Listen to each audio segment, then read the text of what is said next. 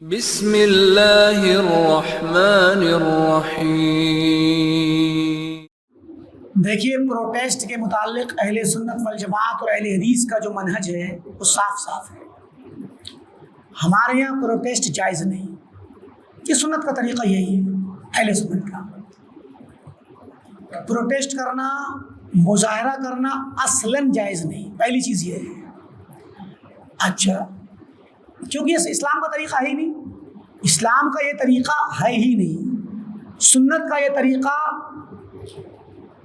بیان ہی نہیں کیا گیا ہے کسی بھی روایت میں، کسی بھی سلف سے اس طرح کا طریقہ۔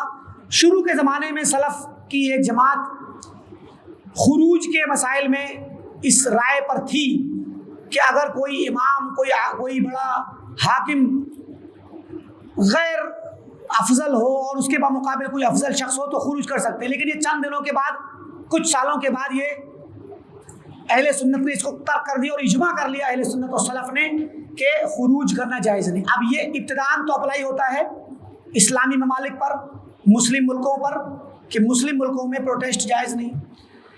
رہی بات ایسے ملکوں کی جہاں پر اسلامی حکومت نہیں ہے، تو بھائی جہاں اسلامی حکومت نہیں وہاں اسلامی قانون نہیں، لیکن مسلمانوں کا فرض کیا بنتا ہے؟ کیا مسلمان کا فرض یہ کہ اگر وہ غیر مسلم ہو تو اسلام پر عمل نہ کرے، اسلام کو چھوڑ دے اور وہ کفر والے ملک میں کفر کی طریقے سے رہے؟ ارے بھائی، مسلمان تو جہاں بھی رہے گا اپنے دین پر عمل کرے گا۔ تو ہمارے دین میں یہ تعلیم نہیں دی گئی کہ ہم حاکموں کے خلاف، چاہے وہ اب مثال ہے کہ اصلاً تو وہ مسلمان حاکموں کے لیے ہے، لیکن ہم جہاں پر رہ رہے ہیں وہاں پر حاکم تو گرچہ اسلامی نہیں، لیکن حکومت کے خلاف نکلنے کے جن نقصانات کو دیکھ کر کے شریعت اسلامیہ نے منع کیا ہے، وہی پاسبل امکانات یہاں پر بھی ہوتے ہیں۔ یہاں الحکم یدور مع علتہ وجودا وعدما ہے۔ حکم جو ہے کسی بھی مسئلے کا، حکم جائز ناجائز، یہ اپنی علت کے ساتھ رہے گا۔ علت، وجہ، جس وجہ سے حکم آیا ہے وہ وجہ جہاں بھی پائی جائے گی حکم وہی ہوگا۔ تو اب مسئلہ یہ ہے کہ شریعت نے خروج کرنے سے مسلمان حاکم کے خلاف منع کیا ہے، تو خروج کرنے سے منع کیا تو خروج تک لے جانے والی ساری شکلیں حرام ہیں۔ گرچہ مظاہرہ ابتداءً خروج نہیں ہے، لیکن خروج کا کیا ہے؟ پیش خیمہ، ابتدائی ایک وسیلہ ہے، پہلا قدم ہے۔ تو اسلامی ملکوں میں تو خروج بھی حرام ہے، وہ مظاہرہ بھی حرام ہے۔ تو اب مسئلہ یہ ہے کہ غیر اسلامی ملکوں میں اس کا کیا حکم ہوگا؟ تو بھائی چونکہ یہ چیز خروج اور بغاوت تک لے جاتی ہے، ابھی نہ لے جائے آگے لے کے جائے گی۔ اگر یہ شدت پکڑے گی، یہ فکر اور یہ پروٹیسٹ اور یہ آندولن یا یہ مخالفت، تو ظاہر جتنی شدت پکڑے گی اتنا ہی زیادہ اس میں بغاوت کے آثار نمودار ہونا شروع ہوں گے۔ تو اس لیے غیر اسلامی ملکوں میں بھی ہر وہ مسئلہ جس کو اسلامی ملک کیا اسلام نے حرام قرار دیا، وہ دنیا کے ہر حصے میں ویسے ہی رہے گا، کیونکہ مسلمان پابند ہے اپنے دین کے مطابق عمل کرنے کا۔ اچھا، خروج اور بغاوت حرام کیوں ہے؟ خروج اور بغاوت حرام اس لیے ہے کہ یہ بڑے نقصان تک پہنچاتی ہے۔ ابھی چھوٹا نقصان ہوتا ہے، اس سے بڑا نقصان ہوتا ہے۔ اس سے کیا ہوتا ہے؟ جانیں جاتی ہیں، مال جاتے ہیں، اور بہت سارے سماجی نقصان، شہری نقصان، بہت سارے نقصان ہوتے ہیں جو اس سے پہلے نہیں ہوتے۔ تو اس کا بہتر طریقہ شریعت نے کیا متعین کیا ہے؟ اس کا بہتر طریقہ متعین یہ کیا ہے کہ جو لوگ اصحاب حل و عقد ہیں، جو لوگ مؤثر ہیں، جن کا کلام، جن کی بات، جن کا مقام صاحب اثر لوگ ہیں، وہ لوگ ان ذمہ داران سے بات کریں جن سے آپ کو کوئی شکایت ہے۔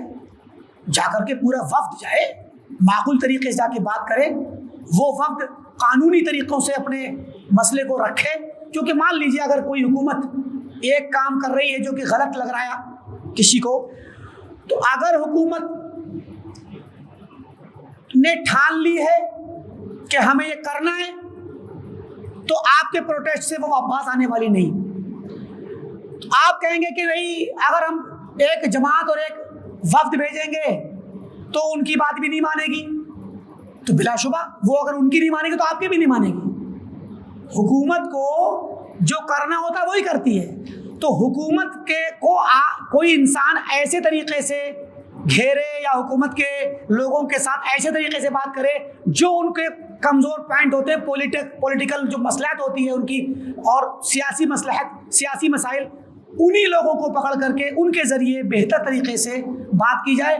ورنہ اگر وہ کسی وفد کی, کسی بڑے لوگوں کی کمیٹی کی بات نہیں مانے گی تو آپ کے پروٹیسٹ کی بھی نہیں مانے گی, جان لیجیے. اور آپ کبھی نہ کبھی کسی نہ کسی دن گھبرا کر کے, دل برداشتہ ہو کر کے, اکتا کر کے کوئی نہ کوئی ایسی کارروائی ضرور کریں گے جو قانون کے خلاف ہو. اچھا, اگر آپ قانون کے خلاف کارروائی نہیں بھی کرتے ہیں تو پھر حکومت دیکھے گی کہ یہ بہت زیادہ شرافت سے کر رہے ہیں اور پبلک میں ان کی ہمدردی بڑھ رہی ہے, تو ان کے خلاف وہ خود سازش کر کے ایسے لوگوں کو بھیجیں گے, درمیان میں داخل کریں گے جو فساد مچائیں, اور وہ تو نکل کے بھاگ لیں گے.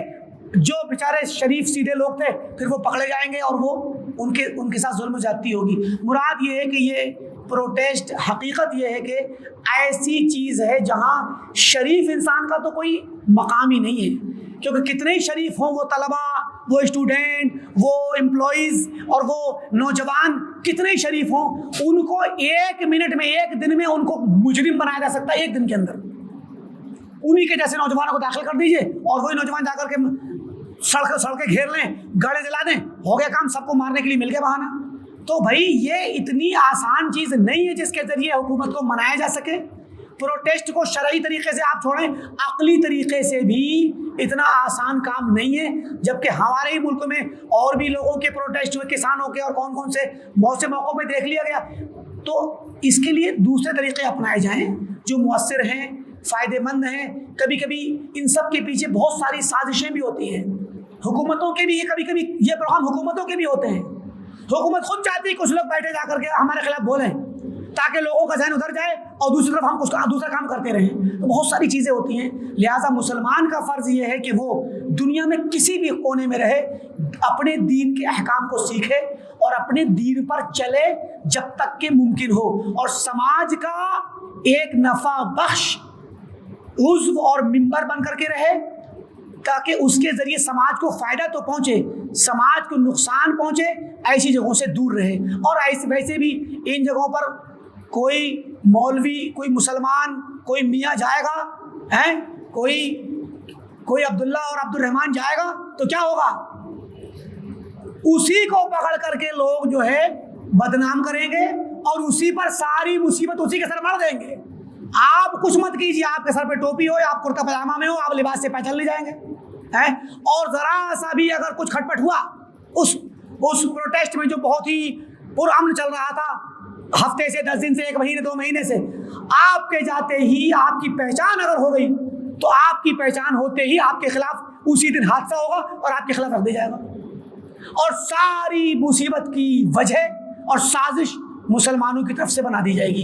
تو کیوں اپنے آپ کو مصیبت میں ڈالیں آپ, اور کیوں مسلمانوں کو اور اسلام کو بدنام کریں. ویسے بھی آج کے اس وقت میں مسلمانوں کے خلاف چھوٹی چھوٹی چیزوں کو بڑا کر کے پیش کیا جاتا ہے, اور چھوٹے چھوٹے مسائل پر مسلمانوں کی سخت گرفت ہوتی ہے. ان کے نام کی جو پہچانیں ہیں, ان کے نام کے ادارے ہیں, ان کے نام کی یونیورسٹیاں ہیں, ان کو بھی ڈھانے کی بات ہوتی ہے. جبکہ یونیورسٹی تو کوئی ایسی چیز نہیں کہ جس کو کیا نام ہے گرایا جائے, وہ تو تعلیم کی جگہ, تعلیم گاہ ہے, لیکن چونکہ مسلمان نے بنائی ہے لہٰذا وہ گرائی جائے گی. مسلمان کے نام سے تو وہ حرام ہے اس کا وجود. تو یہ جب ذہن بن گیا ہو تو ایسے ماحول میں بہت ہی پھونک پھونک کے قدم رکھنے کی ضرورت ہے, خاص کر ایسے ملک میں جہاں پر مسلمانوں کے خلاف ہر وقت شوشہ تلاش کرنے کی کوشش کی جاتی ہو. لہٰذا ایسے پروٹیسٹ سے دور رہنا چاہیے.